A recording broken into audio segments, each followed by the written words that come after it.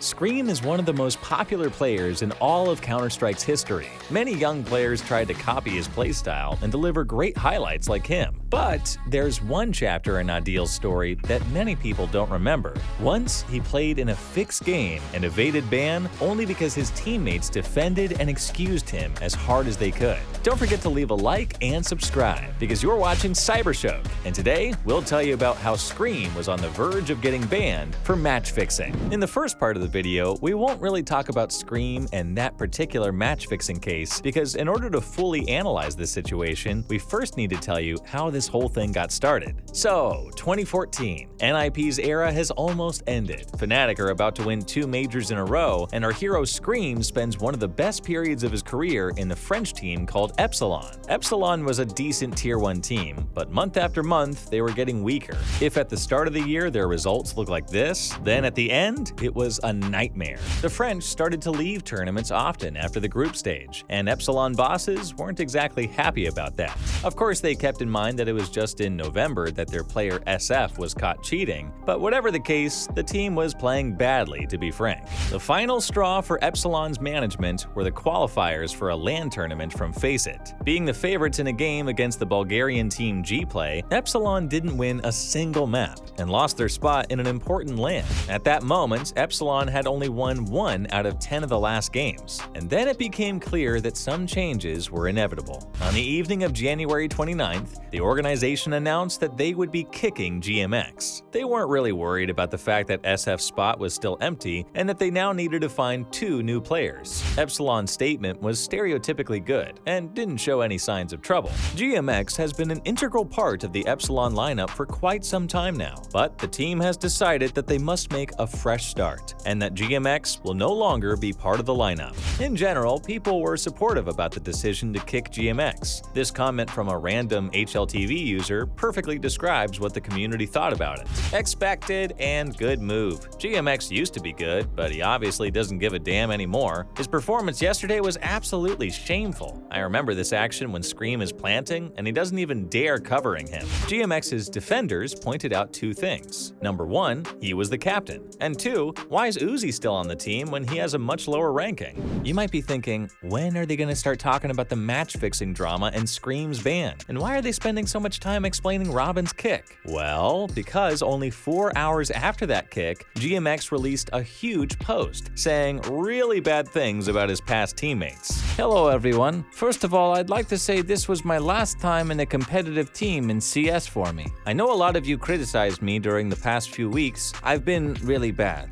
I felt a lot of pressure during the online games. I didn't feel really comfortable with my mates, mainly because of Foxy, who has a special attitude, for not saying toxic. I raged a lot because of him in-game. Otherwise, I never had trouble with any other of my teammates. Why did they kick me? During the game against 3D Max, which we lost, Foxy raged a lot at the end of Mirage, saying stuff like, "We shouldn't have lost," etc. Very kiddish stuff, so I was kind of pissed, as the rest of the team were. And because of that, Foxy and I can't play together anymore. Our attitudes don't fit. Outside the game, there are no problems, but inside, it's like a hell for the whole team. I understand the fact they kicked me, but tonight before I got kicked, we had a meeting when Uzi said to me that he wanted to kick me or Foxy or leave the team. He knew Katowice's qualification was important for me and said he would let me play if I wanted to, but it seems like his words have been forgotten by himself 2 hours later. I won't wish them good luck. I don't think they will succeed regardless of whomever they pick up in the CSGO competitive scene. Maybe, if Foxy changes. Wait and see.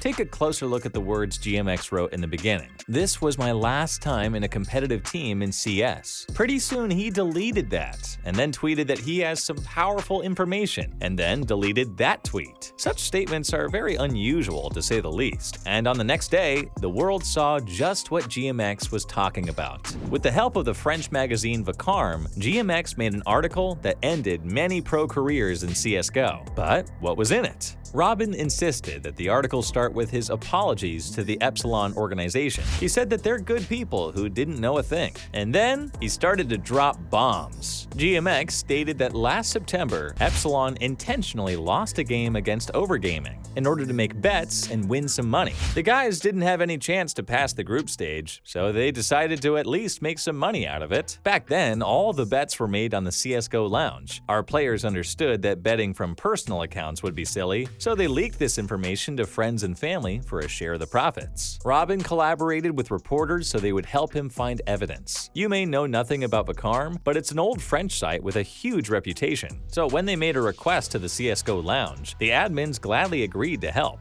GMX only had vague information about who exactly were the ones that made bets on that game. It was CSGO Lounge admin's task to check all the related accounts. And here's what they found. Aker, a close friend of Uzi and ScreaM, made a bet against Epsilon for $136. Biggie, who at that moment was playing for Epsilon, made a bet for $103. OZ Striker, a past teammate of 3 of the Epsilon players, only ever made 3 bets on CSGO Lounge, and his 4th bet was against Epsilon. And Basie, ScreaM's close friend who made a lot of bets but always played with cheap skins. Here he loaded $115 on Overgaming winning. Then it became clear why GMX said that he had no future as a pro player. He exposed a match-fixing scandal at the cost of his own career. But then, why did he do it? A sudden urge of morality or just anger towards his past teammates? Nobody knows. But in any case, something needed to be done now. Epsilon instantly stated that they had nothing to do with a fixed game and released all the players. The organization joined forces with ASEA and Valve in order to make an investigation and punish everyone involved in the situation. Seeing that everyone was getting serious now, OZ Striker, one of the people who made a bet against Epsilon, came forward with a public statement. About Epsilon's fixed match, yes, I received the info secondhand by someone from my team who, bizarrely, was not mentioned like the other players. Moreover, everyone knows I do not care about skins, so look at what I bet. After that, many pro careers started to fall apart. One of the loudest victims was ScreaM because his best friend Basie made a big bet on Overgaming. Seeing this, GMX, whose previous posts were containing only hatred, suddenly decided to step up for Adil. I know some people have already been affected by this, and that some stories have been written on a lot of websites. I wrote that comment very angrily, and because of that, I forgot to say that my former teammate ScreaM did not know about this throw. I forgot that he didn't know about it. I don't yet know if they told him about it or not, but I did not. Maybe you won't believe me, but this is the truth, and it's entirely my fault. About Basie, ScreaM told him that we were bad on the nuke, and that is why he placed a bet on Overgaming. I would like to apologize to the community and to ScreaM, who does not deserve all this hate.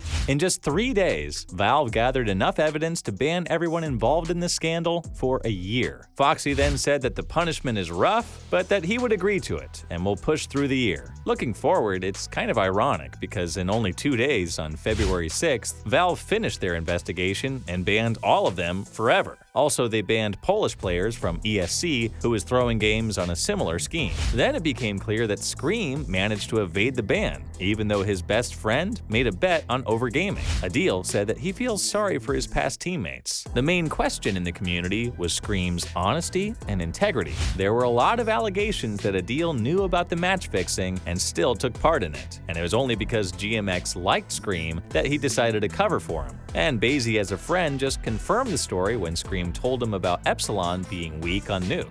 We'll never know exactly what the truth is, but in any case, ScreaM continued to play CSGO and ended up becoming one of the best riflers on the planet, while his former teammates are still chilling on the ban list because of a few $100 that they made almost 10 years ago. We've started to make more videos about historical CSGO moments because you like them. So if you guys want us to continue with these, please let us know in the comments. We have tons of great material in mind. Goodbye for now.